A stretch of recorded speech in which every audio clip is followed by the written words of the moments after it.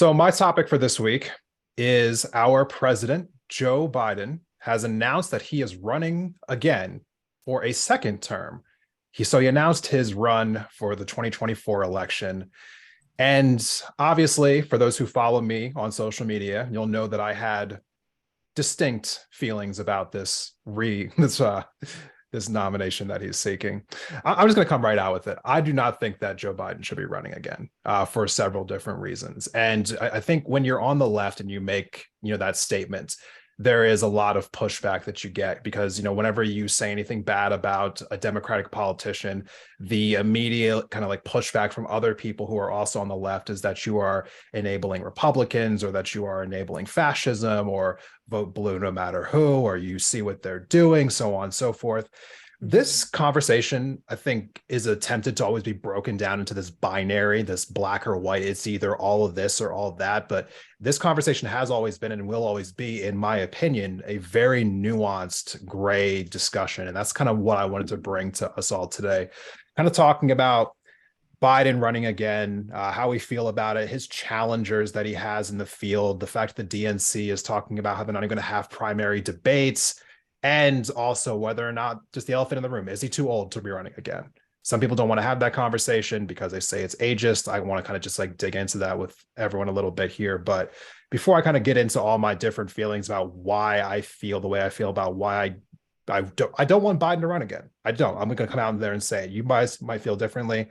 I do not want him at the top of the Democratic nomination, even though it's probably inevitable that he will be at this point.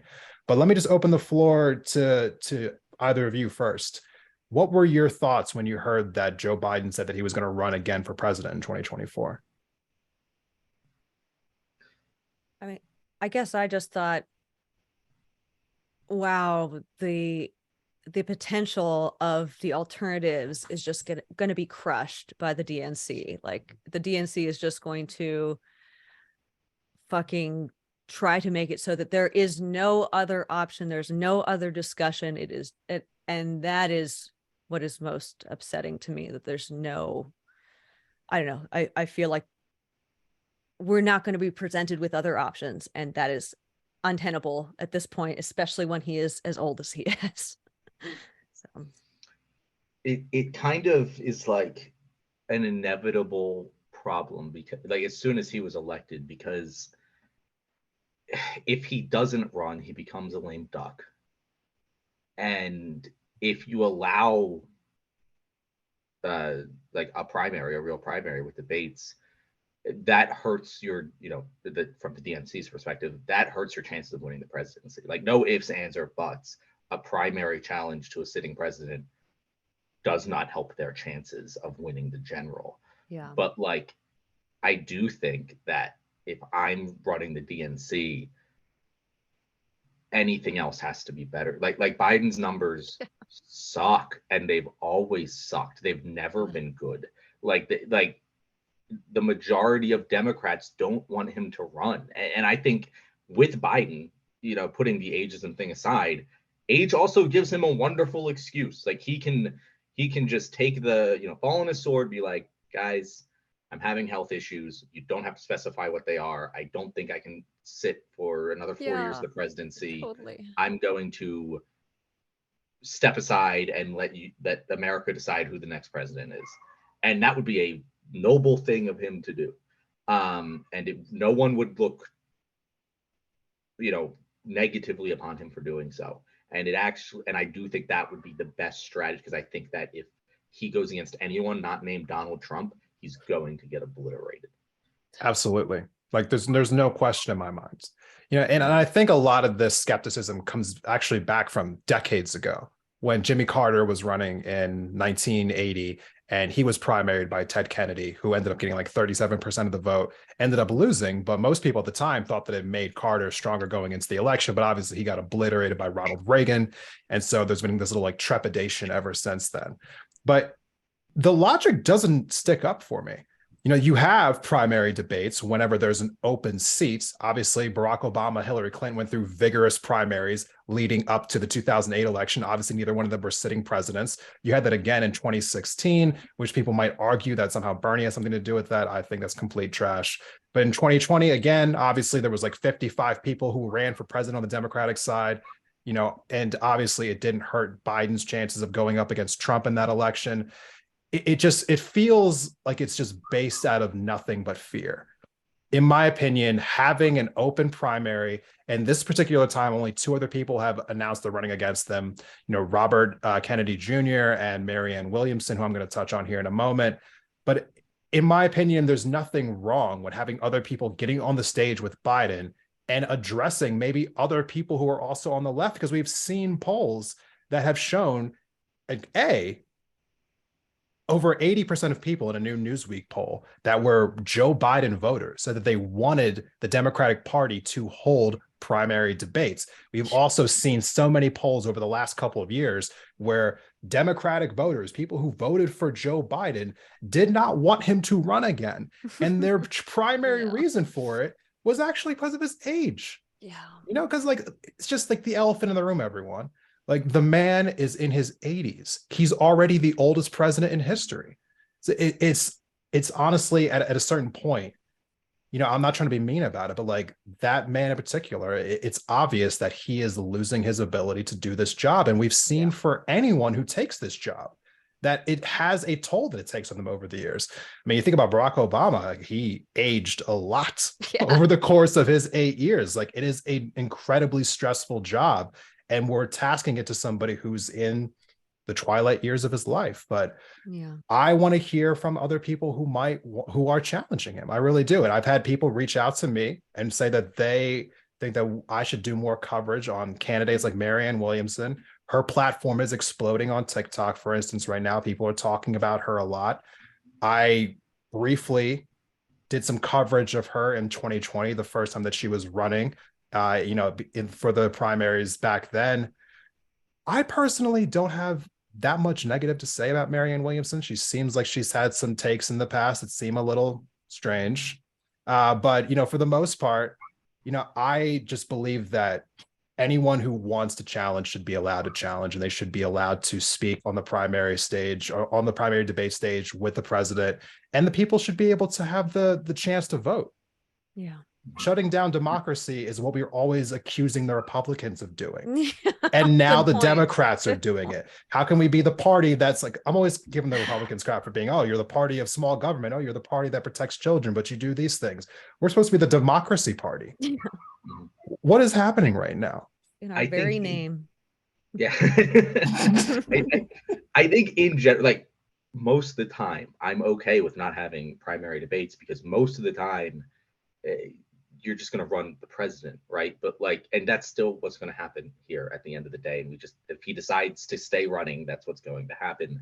But like the will of the Democratic Party is to see other options right now. Like polling shows that they want other candidates, they want the debates, even if it ends up being Biden, they at least want to hear from people.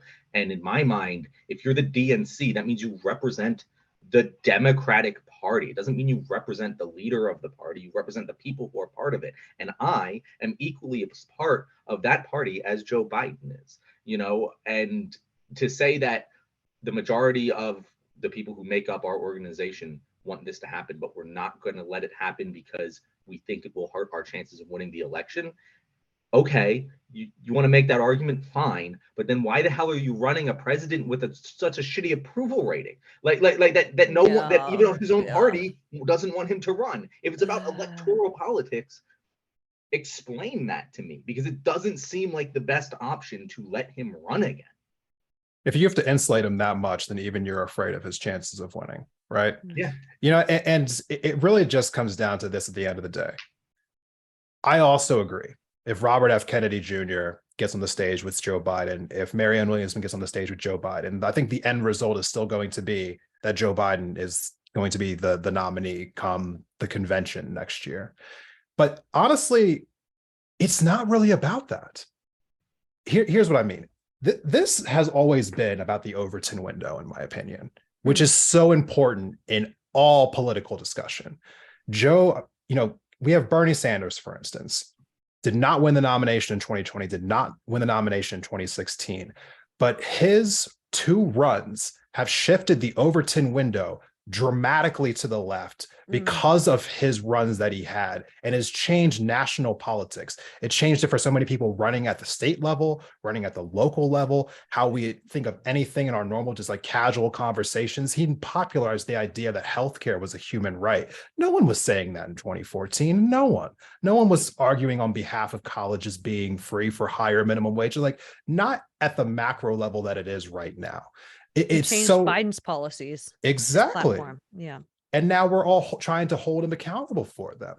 So I think it's incredibly important that even if these people never actually come close to winning, that they be allowed to have the opportunity to pitch their ideas to Americans, because the Overton window, in my opinion, is worth fighting for. Mm-hmm. Yeah, Absolutely. I mean, I also think, I don't know. I understand going with the safe option, and I understand the threat that Donald Trump poses. I absolutely don't want to minimize that. But when I voted for Biden because I thought he would be better on social issues and the climate, and Biden is signing on to things like the Willow Project and opening up other massive fossil fuel projects that are going to doom us as a fucking species, like that was kind of that was the end for me of like my support, my just like, I'm supporting him because it is the like strategic thing to do. And I will still advocate for people to vote blue, because I think that it is staving off some of the horrible destruction that the right is trying to unleash. But yeah, he's proved himself in many ways to not be on the side of the workers, to not be on the side of the climate. And folks like Marianne Williamson actually are like standing there in solidarity with Stephen Donziger, who, has been trying to hold Chevron accountable for devastating the indigenous communities of Ecuador with completely like rampant oil pollution that they deliberately unleashed. She's been elevating issues that are very, very important. I don't think she would back down on fossil fuel projects. I think she's a little woo-woo for me based on some of her prior statements running the last time. But I do think like the core of her values is in line with mine, and in line with like where we need to be going as a society, as a species, really. So yeah, I don't know. Biden has just proved himself to be not on our side. And I think like depriving us of the option to even thinking about anyone else that could stand up and debate with him, it's just so wrong. So fucking wrong. And it's not just wrong because we think it's wrong. It's wrong because the party thinks it's wrong. Like the part that's not. This isn't like we're in our leftist bubble and like this is a very progressive take. Like polling shows that the majority of Democrats don't want him to run again. So like totally, it's wrong to deny those voices to be heard, even if it doesn't end up changing the outcome. Other voices should still be heard. I was going to say, to wrap this back into the unions, I'd like to hear Desmond's take too, but like, I know that was my like final straw with Biden when Biden sided against the unions. And it was just like, okay, this is a clear cut opportunity for you to say, okay, I actually stand with the American people and not the corporate billionaires. And I'm going to stand with the corporate billionaires. I'm going to take away the right of the American people to strike. And like, to me, that was just like, I'm done with this guy. I'm done support. I will hold water for him in the general, but I'm not going to like it. You know what I mean? Totally. I lost my faith in Biden 6 weeks in. So shit. Yeah, no, I'm 100% serious. My third season of Independent Thought, it was when they were trying to get that second COVID relief package passed. And at the time, they were trying to get the $15 an hour minimum wage added into that second package. This was March of 2021. Now, at the time, they'd used the excuse they couldn't do it because of the Senate parliamentarian. Very brief moment in the news. Didn't really get a whole lot of attention, but digging into the Senate parliamentarian, who that person was, what their scope of power was, it didn't take that much of a jump to realize, and I'm skimming over some of the details here, but the end result is that they lied about not being able to have the $15 an hour minimum wage added into this. And they chose to perpetuate that lie. And from there, it was just, I knew it was going to be more of the same. Yeah. And it has been, because obviously we saw what happened with Build Back Better as he allowed Joe Manchin and Kyrsten Sinema to destroy his entire agenda, the agenda that Bernie mostly pushed for, just allowed it to be completely scrapped. All that universal pre-K, like pushing for that climate action, which again, Manchin has like gutted since then. So I lost faith in Biden a long time ago, but this conversation, again, it's a really nuanced conversation. Because people, again, when you attack the Democrats, people get defensive because they're like, but look what the Republicans are doing. The point I'm trying to make is that this is a business transaction.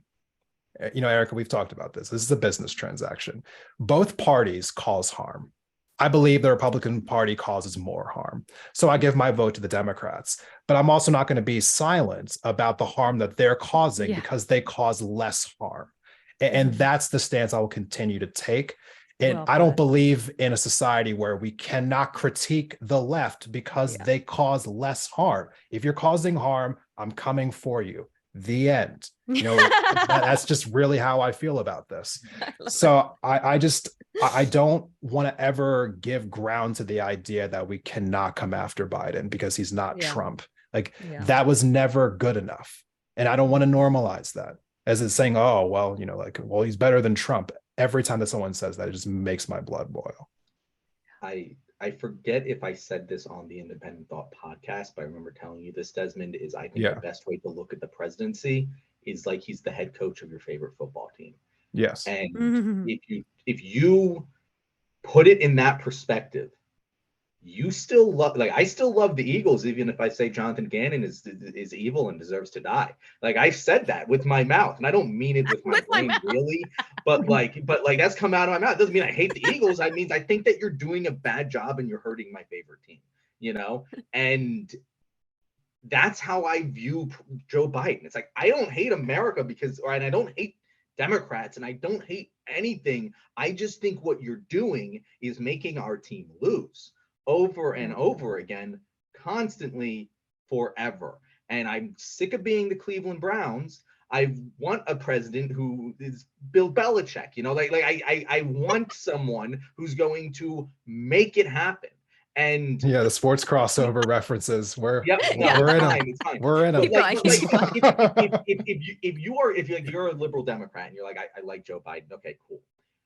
And you tell me that if you were to put him under the same scrutiny that your local sports talk radio puts your head football coach, and tell me that he doesn't deserve more criticism, I'm going to call you a liar straight to your face, because there's no way that is how you would talk about your head football coach.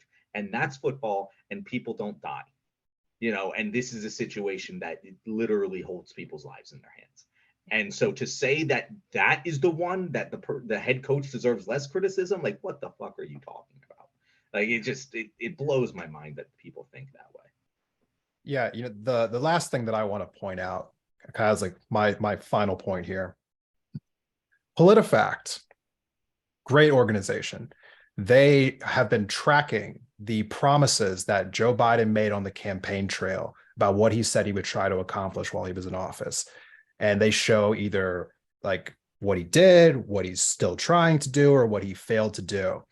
I would recommend that anyone and everyone go check out PolitiFact's, Biden tracker, promise tracker. And there's also an important caveat here, because obviously, the presidency, this it's not set up where he's a king. He can't just do everything that he wants to do. Obviously, there's a legislative branch, a judicial branch involved. But there are quite a few things that he has complete control over, complete executive power to do the thing that he said he was going to do, that he said he valued, and he hasn't done it. So again, I think Despite people the need to fact be. that the majority of America would support legalizing weed, he continues to allow thousands of people to rot behind bars, even though he could stop them from doing so with the stroke of a pen. I'm sorry. That's something Just in my throat it's there. like one of John, it's like one of 50. You know, Yeah. honestly, it's so I want people to just be more aware of it, you know, because I think the mainstream media has us believing that it's just like, hey, you can't criticize this guy. You can't do it. And if you do it, you're part of the problem. I had someone block me on Instagram for even criticizing Joe Biden because saying that like, this is how Trump got elected in the first place. It's like, please, no, just no. Okay. Anyway, please feel free to go check that out, see for yourself the things that Biden has the ability to do, still isn't doing them. I think it's so important for people to understand just exactly what the scope of all those issues are. And it's things that we need to be pressing him on. They may not listen to attacks from the right, but they'll listen to attacks from the left because we're the ones keeping them in office. Yeah. Mhm. Mhm. Hopefully. Totally. Hopefully, yeah. Oh, hopefully, even with all of this that we've just said, like, oh, goddamn.